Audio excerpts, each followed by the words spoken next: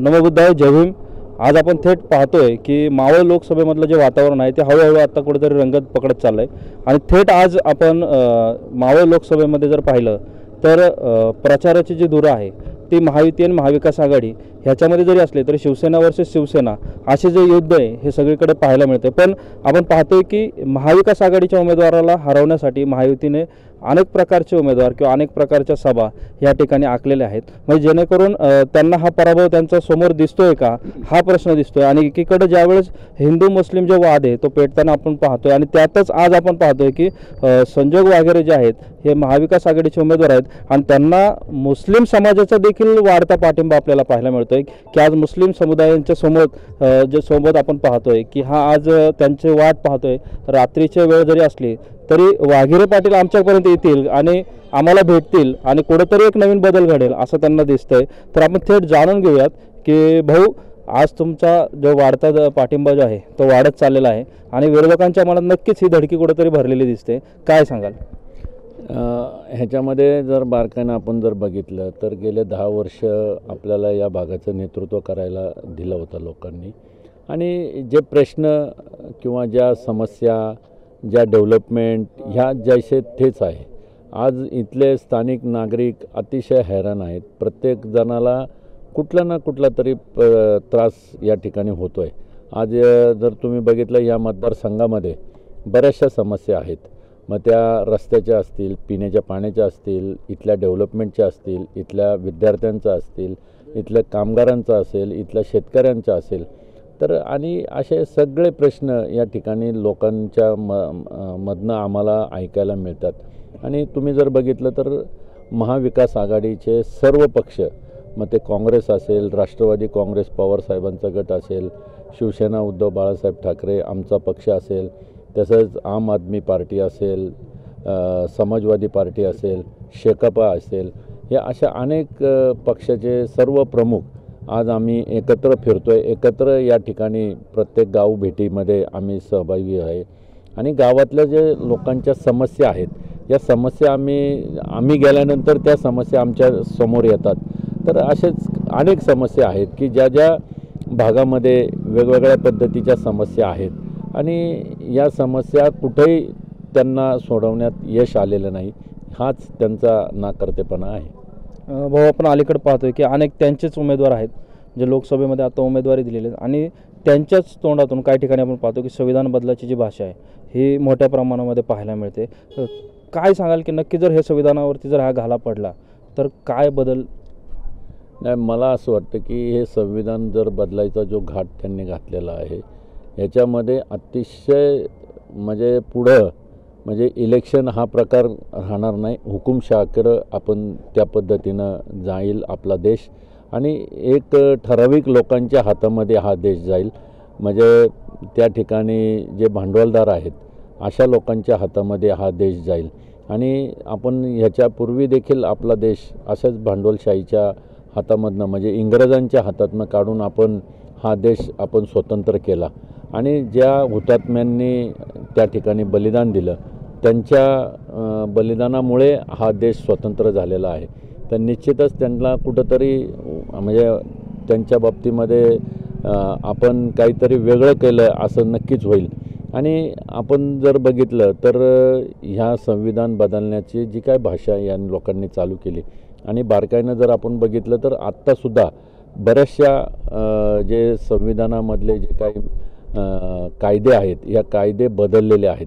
मग त्याचा अर्थ त्याच्यामध्ये प्रामुख्यानं कामगार कायदे जवळजवळ 36 कामगार कायदे बदललेत. आणि हे कामगार कायदे बदलल्यानंतर त्याचा परिणाम अतिशय वाईट परिणाम या इंडस्ट्रीवर झालेला आहे. आपण कुठल्याही कामगाराला म्हणजे परमनंट कामगाराला ज्यावेळेस आपल्याला काढायचं असेल तर 10 वेळा मॅनेजमेंटला विचार करावा लागायचा.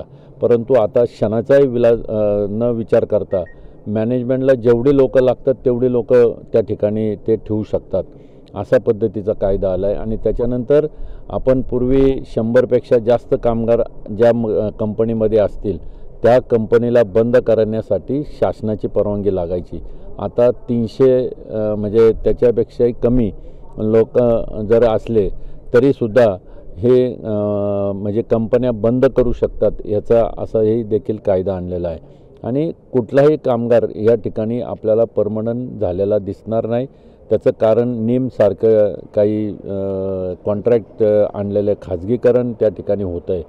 तर अशा या अनेक गोष्टी आहेत. तुम्ही जर शेतकऱ्यांच्या बाबतीत जर विचार केला तर शेतकऱ्यांच्याही बाबतीमध्ये हा परिणाम दिसतो आहे. कारण आता गेले 2 वर्ष झालेत शेतकरी दिल्लीच्या दरवाजावरती तिथं उपोषणाला बसलेला आहे, तिथं धरणं घेऊन बसलेला आहे. त्यांच्या बाबतीमध्ये एक म्हणजे साधा एखाद्या मिनिस्टरनी सुद्धा जाऊन त्यांची विचारपूस केली नाही. तर म्हणजे हे किती निर्डूर आहेत याच्यावरून आपण लक्षात घ्या की भविष्यामध्ये जर हा संविधान जर बदललं तर तुम्ही आम्ही सर्वसामान्य नागरिक किंवा जातीपातीमध्ये हा भेद निर्माण करून त्या ठिकाणी देशाचं पूर्ण म्हणजे देशामध्ये पूर्ण अहंकार माजला जाईल अशी भीती नागरिकांमध्ये आत्ताच आहे. भाऊ, आज तुम्हाला मुस्लिम समाजाने या ठिकाणी पाठिंबा दिलेला आहे. अनेक ठिकाणी लोक तुमची वाट पाहत आहेत. अनेक मुस्लिम आहेत ज्यांच्या मनामध्ये कुठंतरी चलबिचल आहेत, पण ते कुठंतरी बोलण्यासाठी कुठे बाहेर येत नाहीत का की बोललं तर काहीतरी त्याचं वातावरण पेटेल किंवा त्या वातावरणामुळे कुठंतरी दुष्परिणाम होतील. असे जे भयभीत झालेले मुस्लिम समाज या मावळ लोकसभेमध्ये आहे त्यांना काय आवाहन कराल? नाही, देशामध्ये सगळेजण भयभीत झालेले आहेत. आज ओपनली कुणी म्हणजे फक्त मुस्लिम समाज नाही, इतर समाजातली लोकंसुद्धा किंबहुना ज्यांचा राजकारणाशी काही संबंध नाही पण ते बऱ्यापैकी व्यापारी वर्ग आहे, त्यांनासुद्धा म्हणजे आज इतकी भीती आहे की ते एखाद्या उमेदवाराच्या बरोबर जरी फोटो काढलेला दिसला विरोधी पक्षाच्या तर म्हणजे केंद्रातनं त्या माणसाला लगेच ईडीची नोटीस, लगेच इन्कम टॅक्सची नोटीस या ठिकाणी जाते. म्हणजे इतकं भीतीचं वातावरण पूर्ण देशात आहे. मावळ तालुक्यात तर आहेच आहे, परंतु पूर्ण देशामध्ये ह्या भीतीचं वातावरण आहे. त्यामुळं सर्वसामान्य जो व्यापारी वर्ग असेल, इतर समाजातली लोक असतील, हे समोर येऊन त्या ठिकाणी पाठिंबा द्यायला थोडंसं हे होतात. त्याच्यामुळं ही अडचण आहे निश्चित, परंतु तरी देखील लोकांनी आपलं मत बदललेलं आहे आणि लोकांनी आता हे इलेक्शन आपल्या ताब्यामध्ये घेतलेलं आहे. त्यामुळे मला असं वाटतं की येत्या काळामध्ये निश्चितच हा परिणाम वेगळा असेल असं आपल्याला दिसून येईल. मतदारांना काय आव्हान? 13 तारखेला मतदान आहे. मी आपल्यामार्फत मतदार राजांना विनंती करेल, आपल्याला जर संविधान वाचवायचं असेल, कामगार कायद्यांमध्ये जर आपल्याला त्या ठिकाणी जे बदल झाले ते हे थांबवण्यासाठी संविधानामध्ये शेतकऱ्यांचे जे काही कायदे बदलण्याचा जो घाट घातलेला आहे त्याच्यासाठी सर्वसामान्य नागरिकांना त्या ठिकाणी कायद्यांमध्ये ज्या पद्धतीनं वेगवेगळ्या म्हणजे आता जर ड्रायव्हरच्या हातून ॲक्सिडेंट झाला तर त्याला वेगवेगळ्या पद्धतीच्या शिक्षा त्या ठिकाणी सुनावण्याचा म्हणजे जर तो ड्रायव्हर त्या जागेवरून पळून गेला तर त्याला वेगळ्या पद्धतीचे शिक्षा म्हणजे अशा अनेक गोष्टी त्या ठिकाणी होतात. ठीक आहे, कायद्यात दुरुस्ती करणं किंवा कायद्यामध्ये ज्या काही हे आहेत त्रुटी असतील तर त्या बदलणं इतपत ठीक आहे. ह्या बदलत जसं जसं दिवस गेलेत की तसे आपण काही गोष्टींचा बदल केलेला आहे, परंतु असे कायदे वेगवेगळ्या पद्धतीनं आणल्यामुळं आज सर्वसामान्य नागरिकांच्या मनामध्ये भीती आहे. त्यामुळं आज सर्वसामान्य नागरिकांनी मतदार राजांनी हे इलेक्शन ताब्यात घेतलेलं आहे आणि त्यांनी ठरवलेलं आहे की महाविकास आघाडीच्या बरोबर जायचं, महायुतीला त्या ठिकाणी धडा शिकवायचा आहे. अशा पद्धतीनं सर्व मतदार राजांनी ठरवलेलं आहे. आता आम्ही पुढाऱ्यांनी म्हणा किंवा कुणी नेत्यांनी जरी सांगितलं तरी आज जे मतदार राजांनी ठरवलेलं आहे महाविकास आघाडीबरोबर जायचं तर ते निश्चितच महाविकास आघाडीबरोबर जातील याची मला खात्री आहे. नक्कीच आपण पाहतो की जसं पिक्चर आहे फुल बने अंगार आहे, तसंच आज ह्या ठिकाणी मावळ लोकसभेमध्ये फुल नाही पण मशाल आहे, म्हणजेच एक अंगार आहे. त्यामुळे ह्या अंगार नक्कीच कुठेतरी आग लावून मतदार राजाला ह्या ठिकाणी मतदान जे आहे ते बदलण्याची भूमिका जी आहे ते महाविकास आघाडीच्या कार्यामुळे कुठेतरी पुढाकारामुळे ह्या इंडिया आघाडीच्या पुढाकारामुळे कुठेतरी बदलताना दिसते. आपण थेट मावळ लोकसभेमध्ये अजून अनेक प्रक्रिया घेणार आहोत. आत्ताशी निवडणुकीचं जे वातावरण आहे ते हळूहळू पेटत चाललेलं आहे आणि थेट आपण अशाच मुलाखती वारंवार घेत राहणार आहोत. तोपर्यंत तुर्तास आपण या ठिकाणी थांबत आहोत. मी विकास कडलक, कॅमेरामॅनसह भारत.